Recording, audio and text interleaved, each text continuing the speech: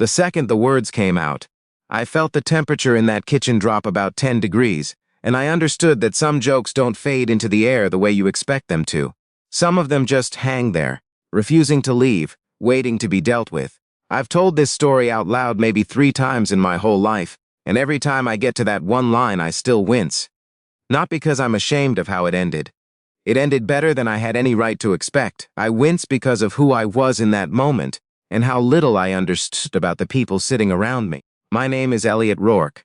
I grew up in Guelph, Ontario, which is one of those mid-sized places where everybody's cousin knows your high school gym teacher, and where nothing dramatic is supposed to happen to anybody. 12 years ago, when this all started, I was 23 and doing what a lot of guys that age do, which is coasting. I was working the parts counter at an auto shop off Woodlawn, taking 2 courses a semester at the college, because full-time felt like a commitment I wasn't ready to make, and spending most of my free time at my best friend's house because it was warmer than my apartment in every sense of the word. That best friend was Colby Renault. We'd known each other since the 9th grade, since the year we both got cut from the same rep hockey team, and decided we hated the coach together, which is honestly a stronger foundation for a friendship than most marriages have. Colby was loud in the way that made teachers write him up and made everybody else love him. He'd pull you into a bad idea, and somehow you'd both come out laughing. Colby lived with his mother, Rosalind Beaumont, in a narrow 2-story off Speedvale, one of those old brick places with a porch that sagged a little on the left side and a maple in the front yard that turned the whole street orange every October. His dad had been gone since Colby was 6. Not dead, just gone. Off to Alberta for work, and then off to a new family, and then off the radar completely. So for as long as I'd known them, it had been the 2 of them, Rosalind and Colby, holding that house together. I'd eaten more dinners at that table than I could count. Rosalind used to make this shepherd's pie that I still haven't found the equal of anywhere, and she never once made me feel like a mooch for showing up on a Tuesdays with an empty stomach and no warning. She was a nurse, worked the medical surgical floor at Guelph General, and she had that particular calm that people get when they've spent years watching other people fall apart and learn not to. When she walked into a room, things settled. That's the only way I know how to describe it. The noise didn't stop, but it organized itself around her. To me, she was just Colby's mom. She was Mrs. Beaumont for the first 2 years I knew her, and then just Rosalind, and she was a fixed feature of my life, the way the maple in the yard was a fixed feature. The way the sagging porch step was. I never once looked at her as anything other than that. Or at least that's the story I told myself, and I told it convincingly, right up until the night I didn't. It was a Friday in the middle of October. I remember because the Leafs were playing their home opener, and Colby and I had planned our whole evening around it, which mostly meant ordering too much from the pizza place on Gordon and arguing about whether the new goalie was going to fall apart by December. We had the boxes open on the coffee table, a couple of empty cans between them, and we were sunk into that couch the way you can only sink into a couch you've been sitting on for a decade. Rosalind came in around 8, still in her scrubs, the blue ones, with her ID badge clipped to the pocket, and her hair coming loose from whatever she'd tied it up with that morning. She'd worked a 12-hour shift and you could see it in the way she moved, but there was something about her even then, tired and worn down, that made the room feel a little more still. She dropped her bag by the stairs and said something about how the 2 of us were going to give ourselves scurvy eating like that, and she headed for the kitchen. Colby, being Colby, made some crack about how she was still dressed for surgery, and did she want to take his temperature while she was at it, and I laughed. And without any part of my brain getting a vote in the matter, I said the thing. I said his mom was better looking than any girl I'd ever taken out. I want to be clear that I wasn't trying to be smooth. I wasn't testing the water. It was a dumb, reflexive joke, the kind you say to needle your friend, the kind that's supposed to land as a groan and get you a punch in the arm. That was the entire intent behind it. But the second it was out, I heard how it sounded in the room, and it didn't sound like a joke. It sounded like something a lot more honest than I'd meant it to be. Colby's head turned toward me slow, and the look on his face was pure disbelief. Not angry yet, just stunned, like I'd knocked something over that couldn't be unknocked. My stomach did the thing where it drops right through the floor. I started to laugh, that fast, nervous laugh you do when you're trying to shove a moment back into the box it came out of, and I said something about how it was just a joke, obviously. Come on. And then I noticed Rosalind had stopped. She was in the doorway between the living room and the kitchen, one hand still on the frame, and she was looking at me. Not the way you'd look at a kid who said something stupid. Not embarrassed. Not offended. She was looking at me like I was suddenly a question she hadn't thought to ask before, and in a voice that was completely level, completely unbothered. She asked me if I'd actually want to go out with her sometime. I laughed, because obviously she was doing the same thing I was, turning it into a bit, diffusing it. Colby laughed too, this uncertain little exhale, and he looked at her waiting for the punchline. But she didn't give one. She just held my eyes and said quietly that she wasn't joking. I don't know how to describe how long the next few seconds felt. The TV was still going, the crowd noise from the arena filling up all the space we weren't using, and none of us said anything. Colby had gone completely rigid beside me. I could feel him waiting for me to fix it, to say the thing that would drop us back into the normal Friday we were supposed to be having. But there was nothing normal left to grab onto. I stammered out something about how I'd only been messing around, that I hadn't meant anything by it, and I heard how weak it sounded even as I said it. Rosalind gave this small smile, more thoughtful than anything, and she said that in her experience the jokes people blurt out without thinking are usually closer to the truth than the things they say carefully. And then she picked her bag up off the floor, said goodnight to us both, and went up the stairs. Colby didn't say much of anything for the rest of the night.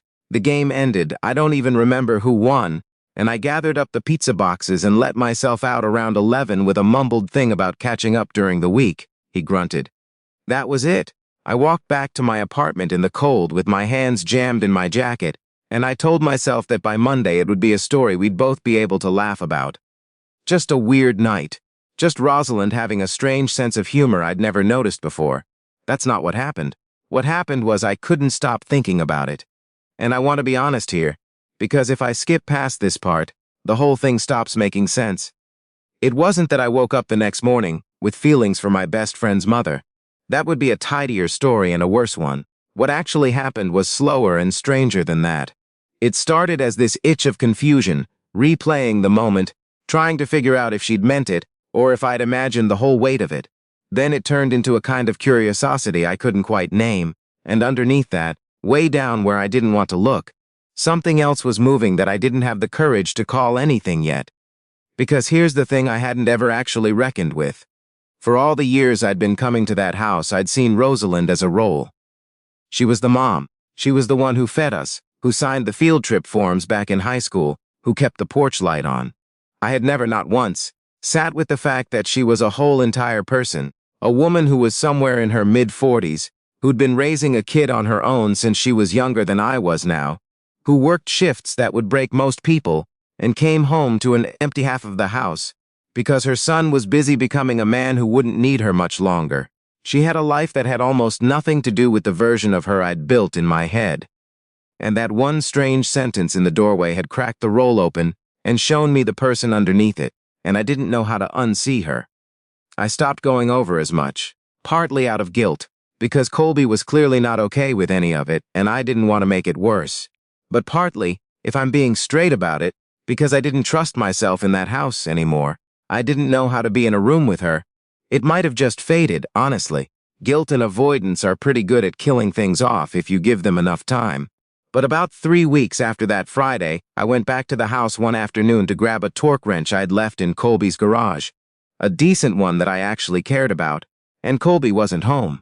Rosalind was, though.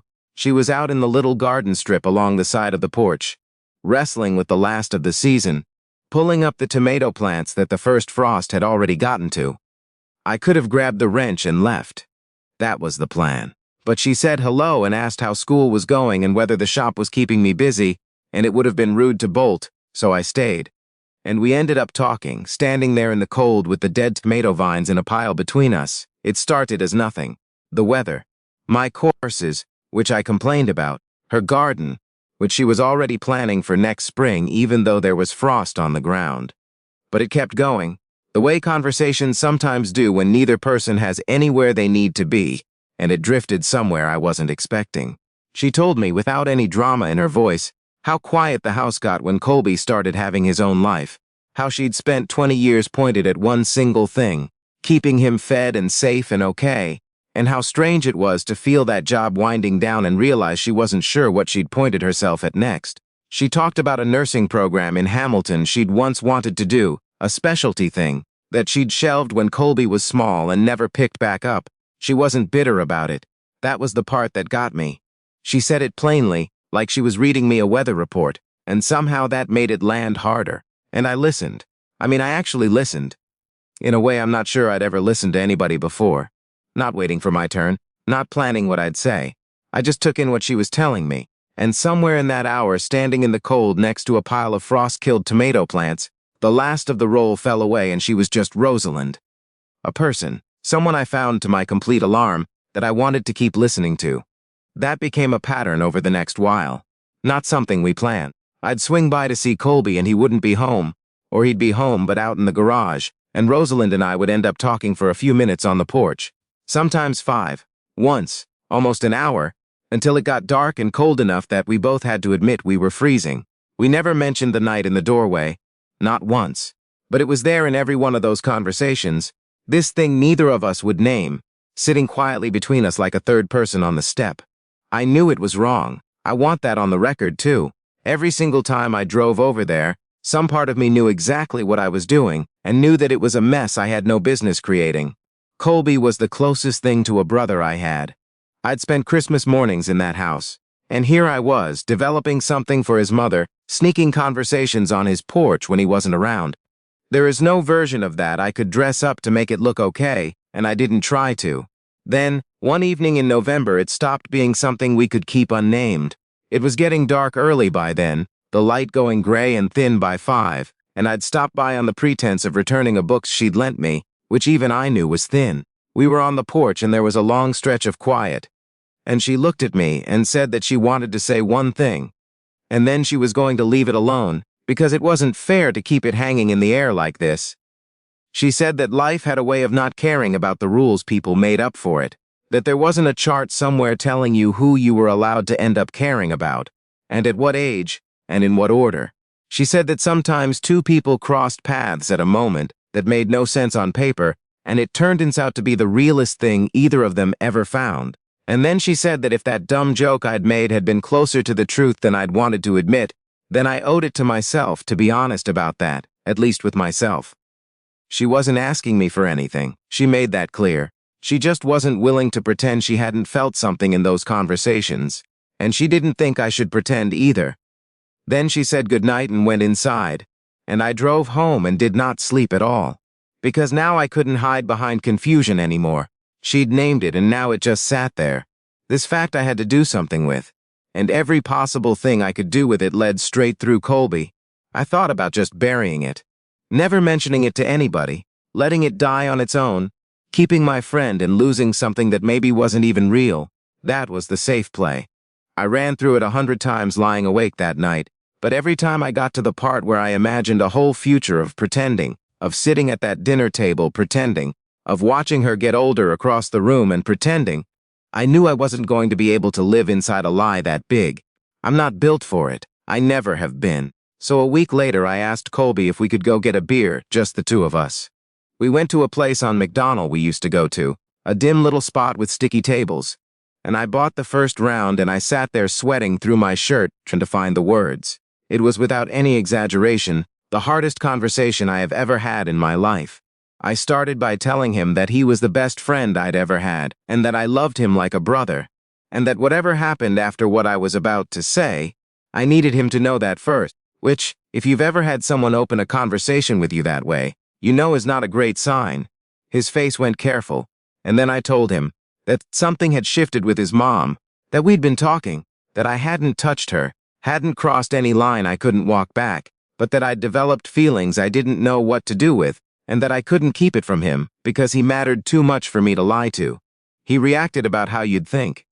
He didn't yell, which was almost worse. No, he just went very still, and then very cold, and he asked me what the hell was wrong with me, and he stood up and put a 20 on the table, and left me sitting there with 2 full beers and the whole bar not quite looking at me. He didn't speak to me for a long time after that, weeks stacked up into months. I'd text him, get nothing. I saw him once at a Canadian Tire of all places, both of us reaching for the same aisle, and he just turned his cart around and walked the other way. That was the lowest stretch of my life, and I'm including some genuinely bad stretches in that count. I lost my best friend, and I didn't even have the woman to show for it, because Rosalind, once she understood how badly it had blown up between Colby and me, pulled all the way back. She told me she wasn't going to be the reason her son lost his oldest friend. She said it gently, but she meant it like iron. So I had nothing. I'd detonated the closest relationship in my life, and I was standing alone in the crater. I spent that winter genuinely questioning everything about myself. Whether I was a selfish person wearing a decent guy's clothes. Whether some lines exist for good reasons and I'd just bulldozed one because I wanted to. Whether Colby was right about me. There were nights I was pretty sure he was. What I didn't know, because I wasn't there to see it, was what was happening inside that house on Speedvale that winter. Colby was still living at home, still watching his mother go to work in the dark and come home in the dark. And somewhere in those cold months, with me out of the picture, and the house even quieter than usual, he started actually seeing her. The way I had that afternoon by the dead tomato plants. He saw the evening she spent alone at the kitchen table. He saw how tired she was and how hard she worked to hide it from him so he wouldn't worry. He saw, maybe for the first time, that his mother had spent his entire life being a mother, and had somewhere along the way stopped being allowed to be a person. He told me all this much later, and I could tell it had shaken something loose in him. It was late February when he called me. I saw his name come up on my phone, and I actually sat and looked at it ring twice before I could make myself answer, because I was sure it was going to be him telling me to lose his number for good. It wasn't. His voice was quiet, tired, older somehow than it had been in the fall. He said he'd been doing a lot of thinking. He said that if I ever hurt her, if I ever made her regret a single day of it, he would never forgive me, and he meant that with his whole chest. But then he said that he'd been watching her be lonely for months, and that he'd realized he didn't actually have the right to decide who got to make her unlonely. He said maybe the whole thing was more complicated than he'd wanted it to be, that maybe some situations don't have a clean version, and you just have to pick the one that hurts the fewest people you love. He didn't say it was okay. He never once said it was okay. But he said he wasn't going to stand in the road anymore. I don't think I've ever thanked anyone as clumsily as I thanked him on that phone call. Rosalind and I went on our first actual date a good while after that. The following spring, once enough time had passed that it didn't feel like we were rushing over Colby's grave. It wasn't anything cinematic. We drove out to a little Italian place in Kitchener where nobody would recognize us, and we sat in a back booth and talked for close to 4 hours about everything and nothing, about her childhood in Cape Breton and mine in Guelph, and all the strange turns that had somehow deposited both of us in that booth. There was no fireworks moment. It was quieter than that. It just felt true, in a way I hadn't known things could feel. And I've come to think that's the part nobody tells you. Real love, the kind that lasts, usually doesn't announce itself. It just quietly turns out to be the truest thing in the room. I know there are people watching this who've had a moment like that, where life reached in and rearranged everything with no warning at all. One sentence or one afternoon that split your whole life into a before and an after. If that's you, do me a favor and put the word unexpected down in the comments, because I'd genuinely like to know I'm not the only one who got blindsided by something that ended up being the best thing that ever happened to me. Here's where we are now, 12 years on. Rosalind and I have been married for 7 of them. We had a small wedding out at a winery near Niagara, nothing extravagant. Our budget didn't stretch that far and neither of us wanted it to. I finally finished that degree, went into shop management, and she went back and did that specialty program in Hamilton she'd shelved all those years ago. She works in a wound care clinic now and she is no surprise to me, extraordinary at it. And Colby stood up at our wedding. I want to be honest that it took him a long time to get there, and the road ran through a lot of awkward holidays, and more than one Thanksgiving dinner where the air was thick enough to cut. There were arguments. There were stretches where I could see him wrestling with the strangeness of it, his best friend and his mother, the two shapes he couldn't quite make fit together in his head. But time does this thing where it wears down the sharpest edges if you let it, and he let it. People ask sometimes, usually people who don't know the whole story, what Colby is to me now, which is a fair question because it's genuinely a strange arrangement. He's my best friend, and he's also, through no fault of anyone's plannings, my stepson, sort of, a good decade older than a stepson has any business being. We've never once figured out what he's supposed to call me, and we've stopped trying. He calls me Elliot. That's the whole answer. He was never going to call me anything else, and I never wanted him to. The three of us still end up around a table together more nights than you'd expect, and every so often, usually a few beards in, Colby will get this look and shake his head and bring up the night it all started. The dumbest joke I ever made in my life. He tells it better than I do, honestly. He does a whole impression of the look on my face. And we laugh, all three of us, at the reckless, careless thing I said on that couch on a Friday night in October that I would take back if I could and that I would never, ever take back for anything in the world. So if any part of this reached you, if you know something about second chances or about the strange places love decides to grow, do that thing where you leave a like and share this with somebody who needs to hear that the messiest starts sometimes lead somewhere worth every hard mile. Because the moments you never saw coming have a way of becoming the ones you can't imagine your life without.